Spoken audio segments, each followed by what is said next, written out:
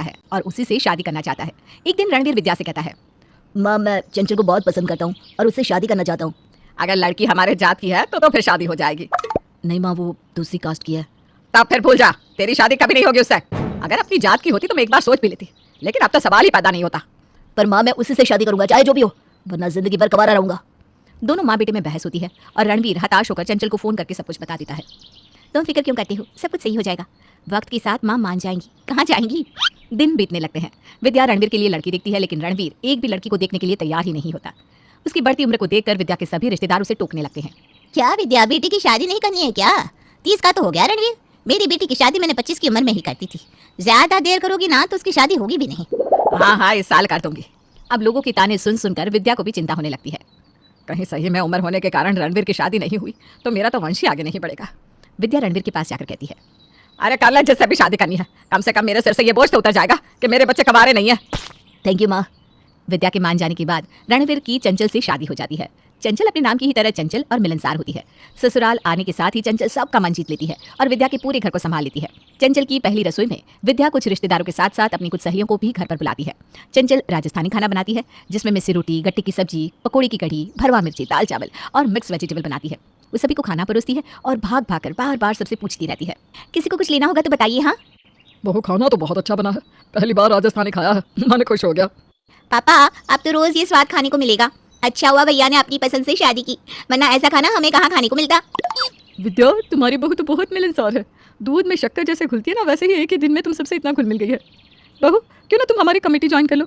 हमारी कमेटी में तुम जैसे लोगों की बहुत ज़रूरत है। हाँ, क्यों नहीं। मुझे भी सबसे मिलना जुलना बहुत पसंद है। वैसे मैं मारवाड़ी युवा मंच की मेंबर भी हूँ। रोज कोई ना कोई फंक्शन होता रहता था वहाँ और मैं ही ऑर्गेनाइज किया करती थी सब। वैसे अभी सावन महोत्सव होने वाला है, डांस मेहंदी प्रतियोगिता होती है और सावन क्वीन को प्राइज भी मिलता है। सच में? तब तो बड़ा मजा आएगा, मैं भी आऊंगी वहाँ। दिन बीतने लगते हैं और चंचल सबके दिल जीतने के साथ साथ घर की जिम्मेदारी भी बखूबी उठा लेती है। इधर रागिनी चंचल को अपनी कमेटी का मेंबर बना लेती है।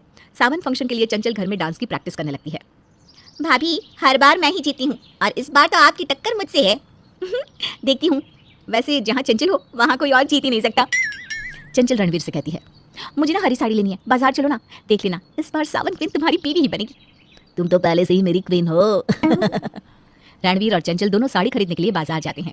चंचल को कहीं भी साड़ी पसंद नहीं आती और वो रणवीर को इधर से उधर घुमाती रहती है। मुझे नहीं लगता कि तुम्हें कोई भी साड़ी पसंद आएगी। आज 10 दुकान घुमा चुकी हो, अब मैं थक गया हूँ। जो लेना है जल्दी से ले लो ना।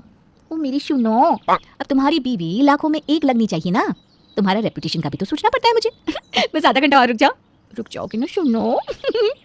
आधा घंटा बोलकर पूरे 2 घंटे में चंचल साड़ी पसंद करती है। अगले दिन फिर शाम होते ही चंचल शॉपिंग करने निकल जाती है। कुछ ही वक्त में चंचल अपनी सोसाइटी में फेमस हो जाती है और कोई ना कोई औरत उसके घर उसे मिलने आने लगती है।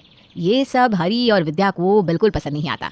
हरी रणवीर से कहता है, बहू को आए अभी 1 महीना भी नहीं हुआ है और दुनिया भर की औरतें घर आने लगी है। और तो और बहू के पैर 1 मिनट भी घर में नहीं टिकते। जा अब देखो घर से बाहर निकल जाती है, वो भी अकेले। मोहल्ले वाले क्या कहेंगे, एक तो दूसरी जात की, ऊपर से घर में नहीं टिकती। इसीलिए कहते हैं शादी अपनी ही जात में करनी चाहिए। ऐसा नहीं है माँ, तुम जानती हो ना वो बहुत चंचल है, लेकिन उसके मन में छल कपट बिल्कुल भी नहीं है। फिर भी मैं उससे बात करता हूँ बस। शाम को चंचल घर से बाहर जाने लगती है, तब रणवीर उसे टोकते हुए कहता है, कहाँ जल्दी चंचल? अभी मुझसे ना कुछ मत पूछो, मेरे पास 1 मिनट का भी टाइम नहीं है, बहुत काम बाकी है। कल ही सावन फंक्शन है, क्या करूँ मैं? अरे सुनो तो।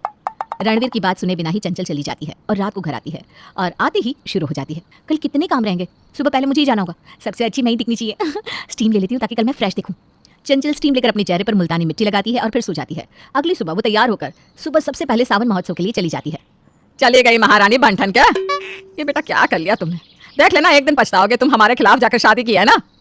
इसी तरह घूमती फिरती रहेगी बहू, बच्चे क्या पालेगी? इसकी हरकतों से लगता नहीं कि ये हमें पोते पोतियों का सुख भी दे पाएगी। समय रहते लगाम कस ले बेटा, वरना पछताने को भी कुछ नहीं बचेगा। हरी और विद्या रणवीर के कान भर देते हैं। रणवीर के दिमाग में हरी और विद्या की बातें घूमने लगती है। वहाँ चंचल सावन महोत्सव में धूम मचाती है। उसके डांस से तो महफिल में 4 चांद लग जाते हैं। वाह वाह, क्या डांस है, स्टेज ही हिला दिया। ये तो अब तक का बेस्ट परफॉर्मेंस है।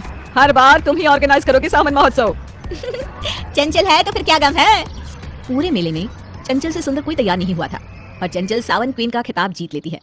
चंचल के ये खिताब जीतने से सुनैना को आग लग जाती है। जो औरतें कल तक सुनैना की तारीफ करते नहीं थकती थी, आज वो उसे पूछ भी नहीं रही है। सभी चंचल के आगे पीछे करती रहती हैं। सुनैना रोती हुई पहले ही घर चली आती है। सुनैना को रोता देखकर रणवीर उससे कहता है, क्या हुआ सुनैना, तुम इतना रो क्यों रही हो? भैया, भाभी जब से आई है मेरी हर चीज छीनने में लगी है। आज सावन क्वीन का ताज अपने नाम कर लिया और मुझे इतना सुनाया कि मैं तो किसी भी चीज के काबिल नहीं हूँ।